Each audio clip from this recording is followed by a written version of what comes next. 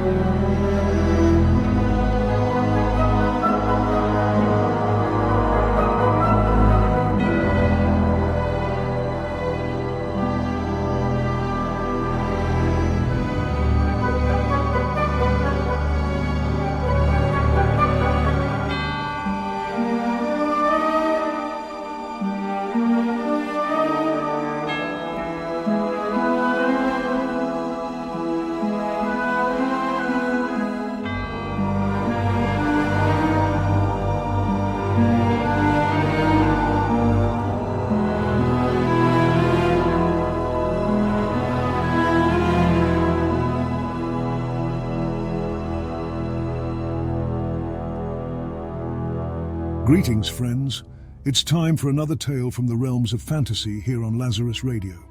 Stay tuned as we bring you Balancing the Books, an intriguing account of the mysterious library between life and death.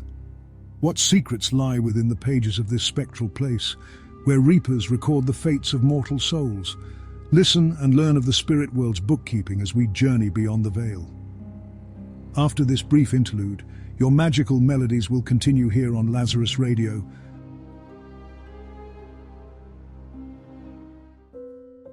Balancing the Books. A tale from the Lost Legends of Lazarus.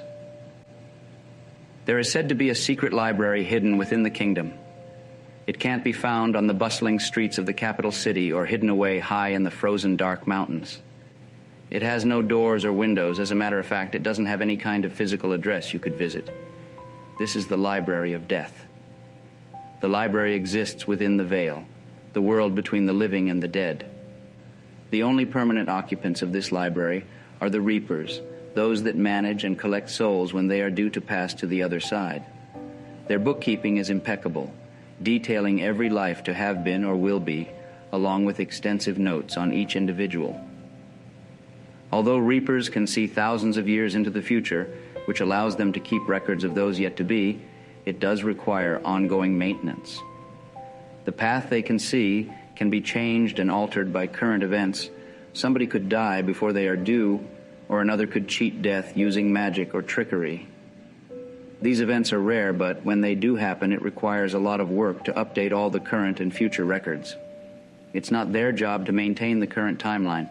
They just record, observe, and collect souls when they are due.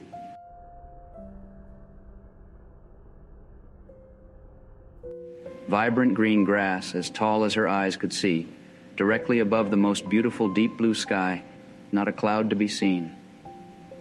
Summers in the valley were perfect for running around in the wild grass without a care in the world. A butterfly lands on a stem just in front of her large round eyes. She crouches down, ready to pounce. She initiates her pre-launch bottom wiggle, then lunges towards the unsuspecting creature with her paws stretched wide. She misses completely. She never was that great of a hunter. Eva, Eva. She heard her name carried on the wind sweeping through the valley. This meant only one thing: dinner time.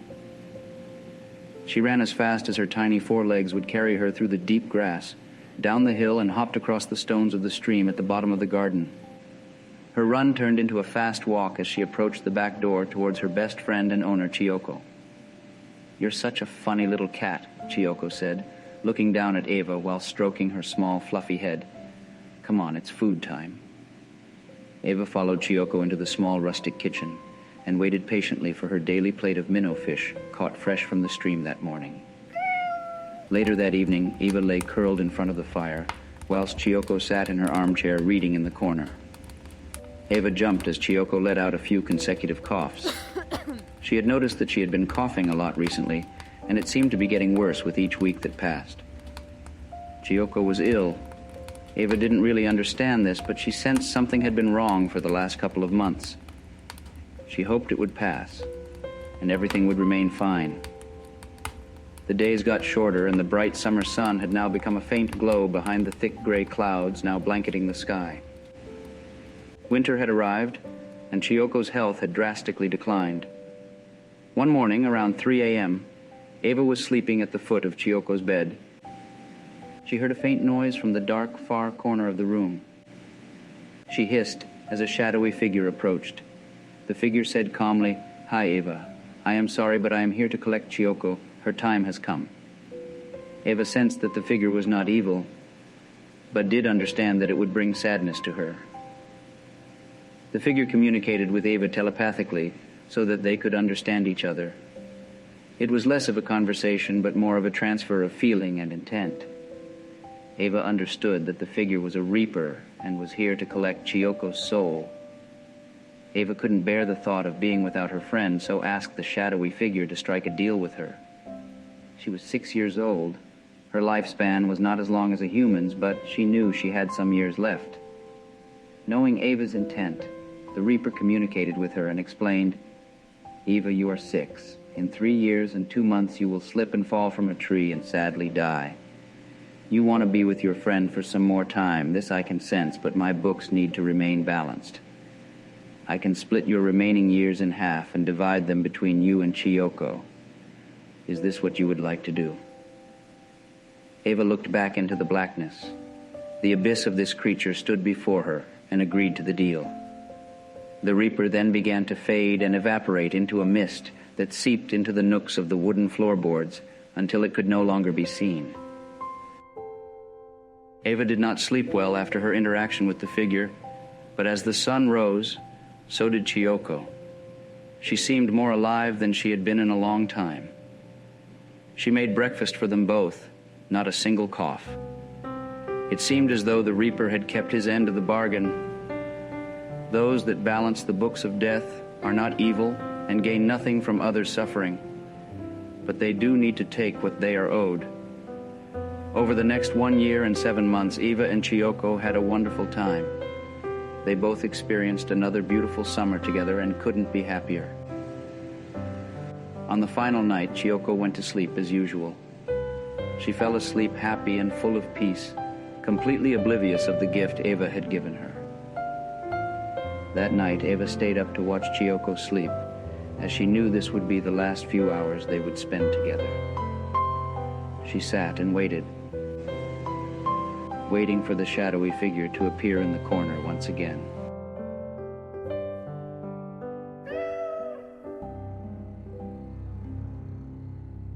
After that curious tale, Lazarus Radio presents another magical tune to transport you to realms of fantasy and adventure.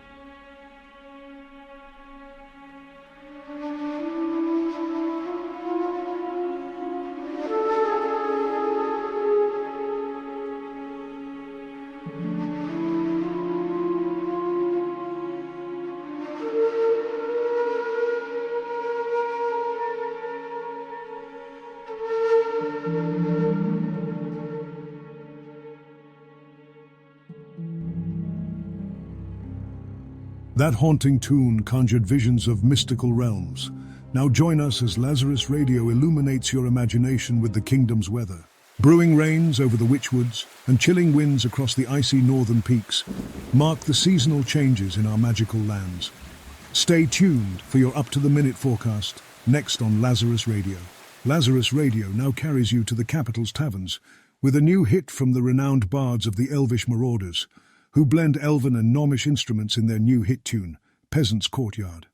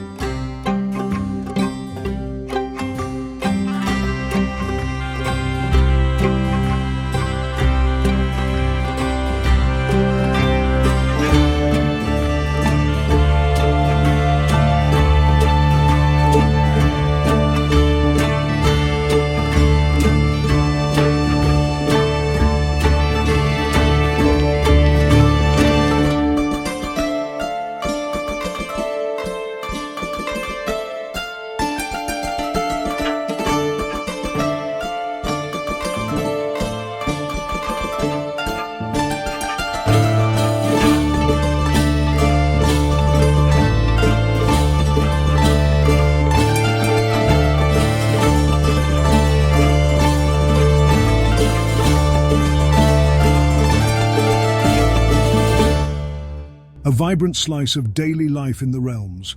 Lazarus Radio now takes you from the peasant's courtyard to more mystical landscapes with our next melody.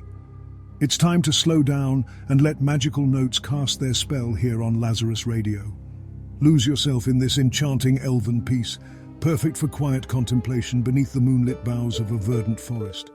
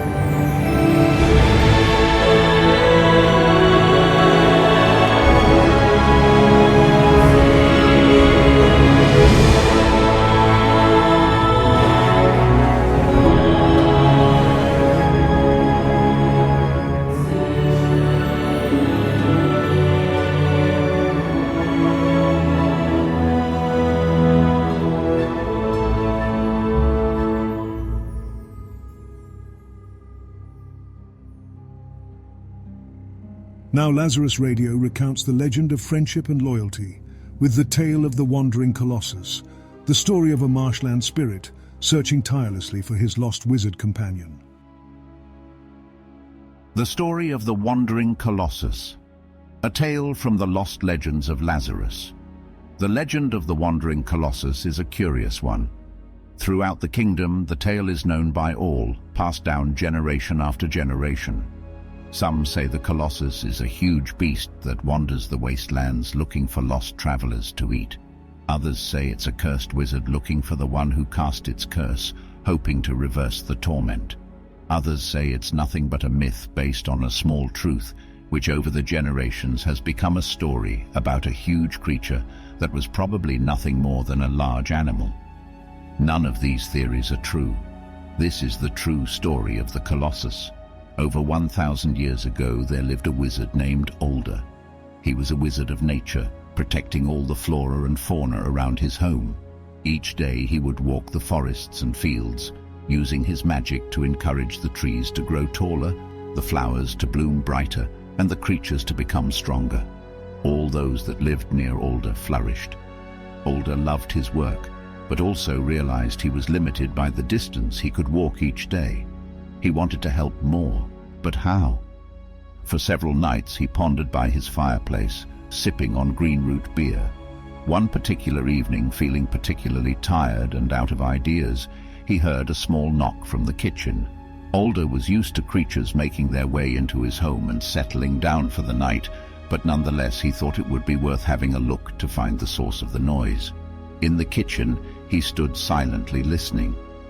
Rattle! An upturned bucket in the corner moved. He walked over and lifted the bucket to find the most curious of creatures. Not a mouse as he expected, or a rabbit, but a small marshland spirit hiding away. Marshland spirits were not uncommon in his area, but he hadn't seen one for quite some years. This spirit looked weak and particularly small. Alder brought the tiny spirit creature into his living room and placed it by the fire, feeding it a single drop of reviving potion, which was enough to bring the creature back to a more lively state within a few minutes. Over the next few weeks, the spirit stayed in Alder's house. It could leave whenever it wanted, but chose to stay. The creature grew rapidly, and after a few months was too large to stay in the house, so it moved to sleeping and living close by. Alder enjoyed the creature's company, and the creature enjoyed his. Over time they became inseparable. Years passed, and the spirit was now several times larger than the wizard's house, thanks to living in such close proximity to Alder, which had granted it the ability to grow unnaturally large. Alder thought back to the time when he had wished to travel further and help more of the creatures and plants than he currently could. He had an idea. He instructed the spirit to dig directly under his house and then stand. Alder now had a traveling home with his best friend. Together they traveled the lands as far as the eye could see, and then some more. One particular day, Alder left his home to explore a dense forest which the marshland spirit could not venture into. The creature waited for Alder to return. Days passed, which turned into weeks and then months. Something had happened to Alder. After some time, the creature decided to search for his best friend, first around the perimeter of the forest, and then venturing further and further in its lonely hunt to find the lost wizard. It is said that the creature is still searching for Alder, occasionally spotting the odd wandering wizard, hoping it's his long-lost friend. This is the true and sad story of the wandering, lonely Colossus. So if you see him on your travels, don't be afraid and run in fear. Stop and say hi. He is the gentlest of giants in the kingdom, who only wants his friend back. A poignant fable of the realms. Now Lazarus Radio looks to current events with the Kingdom News Hour, hosted today by Royal Town Crier Winston Barleyfoot. Good morrow, subjects. Royal Town Crier Winston Barleyfoot here with tidings from around the kingdom. Today we have reports of controversial renovations planned for the ancient stone circle, sightings of a possible dragon in the misty mountains, and concerns of increased kobold activity near the western wall. But first, back to the melodies of Lazarus Radio.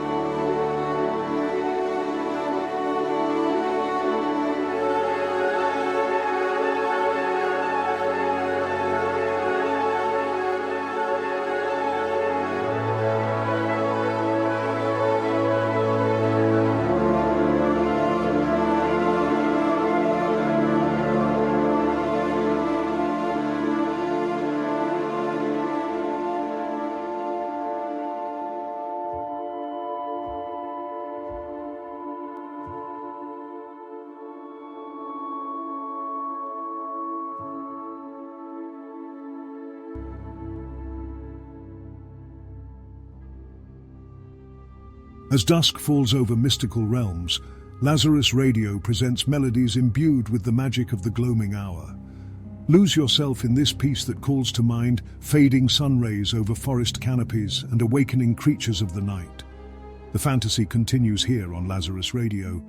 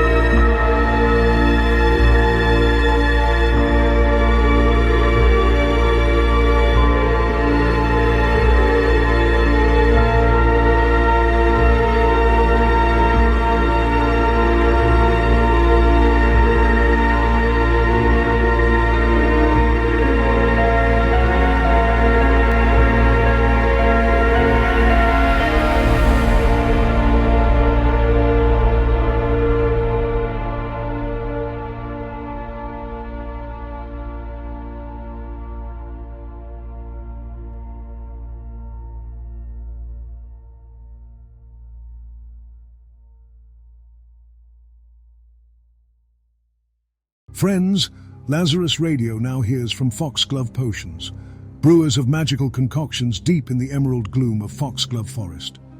Let's lend our ears to Mirabella, proprietor of Foxglove Potions. Greetings, adventurers. Mirabella of Foxglove Potions here, nestled in the verdant seclusion of Foxglove Forest. When only the most potent elixirs will do for your quest, trust in our time-honored recipes and ethically sourced ingredients. Travel to our atelier to sample our wide array of brews, from healing balms to swiftness drafts. We have everything you need to aid your adventures. Ask about our hero discounts. Foxglove Potions, for all your magical needs. And now, as we continue our musical odyssey on Lazarus Radio, we present to you a piece of music that's about to take your imagination on a soaring adventure. This next composition is like a magical portal that will transport you to distant lands where heroes rise and legends are born.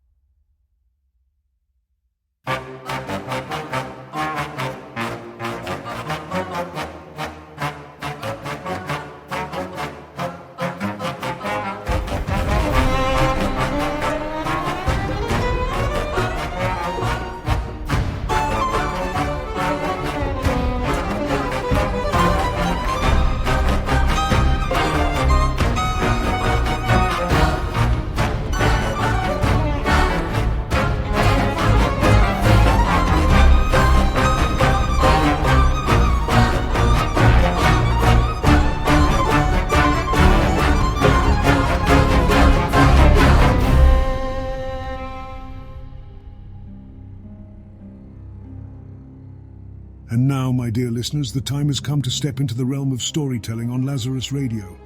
Settle in and let your imagination take flight. Hank and Frank, a tale from the Lost Legends of Lazarus. Two guards stood watch on the bridge leading to the kingdom's oldest and most secure temple, which housed priceless relics and treasures within its vaults. Guarding the temple was a relatively simple task, as most knew that accessing the vaults was practically impossible. As a result, the two guards spent much of their time chatting until their shift ended. Both guards were descendants of an ancient frog warrior race. Due to their incredible athletic abilities and strength, frog descendants often found employment in the kingdom as guards or security. Frank and Hank, who had been best friends since they were tadpoles and now worked together every day, enjoying each other's company. Hank's voice was slightly croakier than Frank's, and Frank's eyes bulged slightly more than Hank's. He turned to his companion and inquired, "How's your family doing?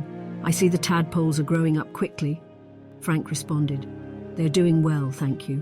We're planning to take them to the swamps in the summer to show them some proper ponds to swim in, not like the hot springs around here, which aren't suitable for the young ones yet. I'm afraid they might boil themselves," he chuckled. "That sounds fantastic. I'm glad things are going well for you all," Hank replied. "What about you, Hank?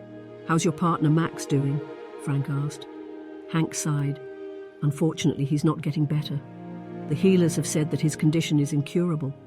"Nothing at all? Is there no magic that can assist him?" Frank inquired, concerned. "Unfortunately, there doesn't appear to be. The healer has given him a maximum of 4 months to live.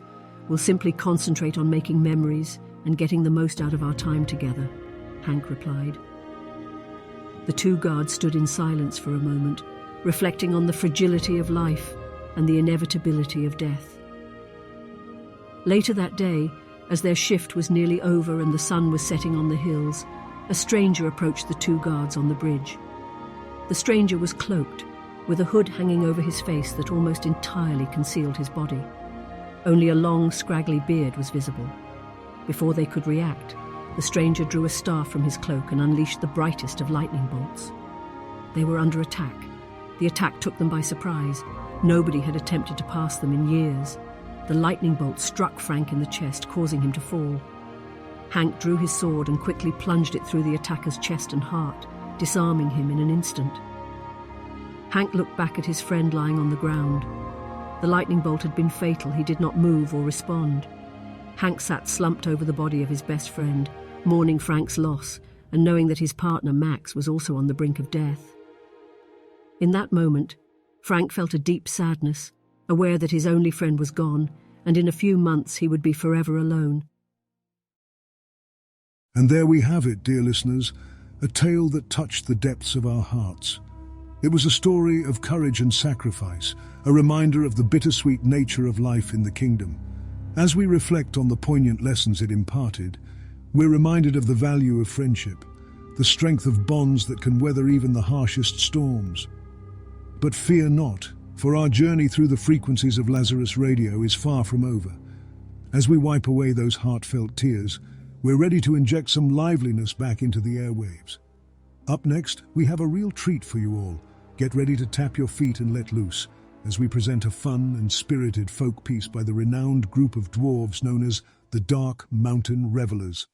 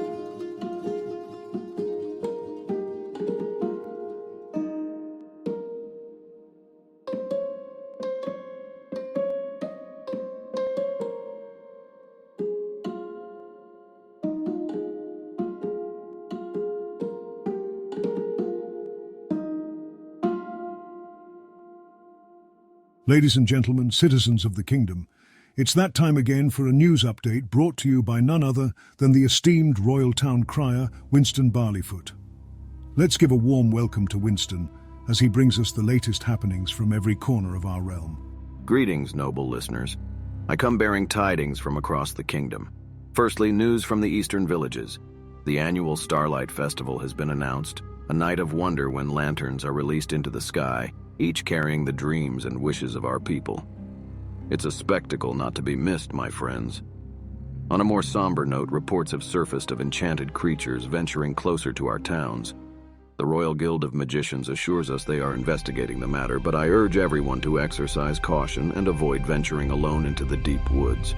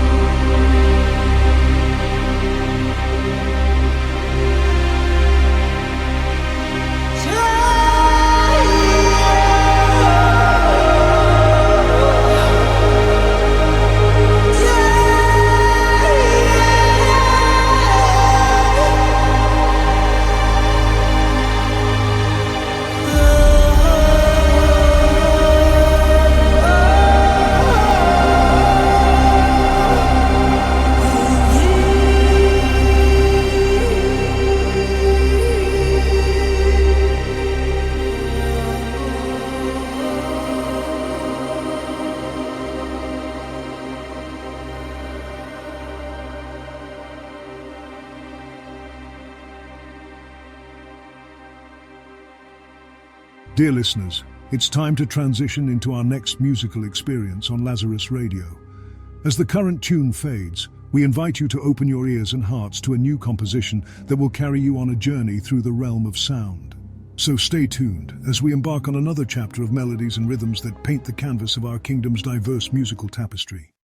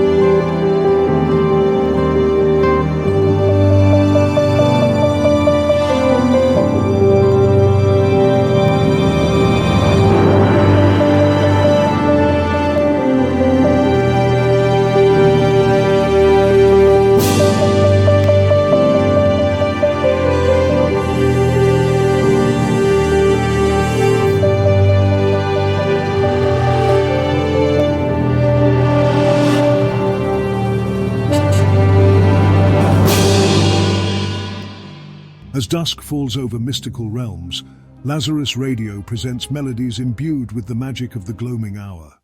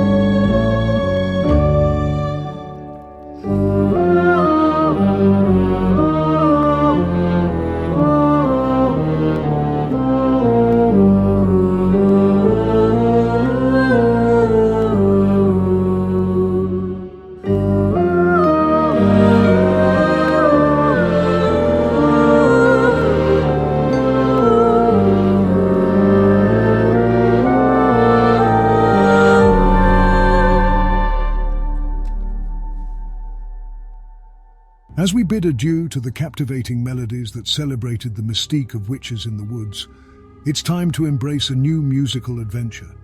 Our next song beckons, promising a different palette of emotions and stories. So let the enchantment continue as we delve into the next chapter of Lazarus Radio's musical journey. Stay tuned and let the magic unfold.